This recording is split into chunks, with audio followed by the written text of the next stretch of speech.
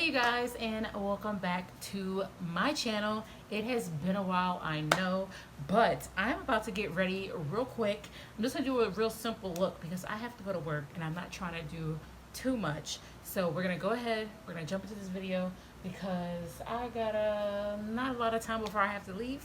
So keep watching and let's go ahead and we can do our makeup together. So don't forget to subscribe, hit the notification bell to be notified of all my posts, and we'll go ahead, we're gonna get right into the video.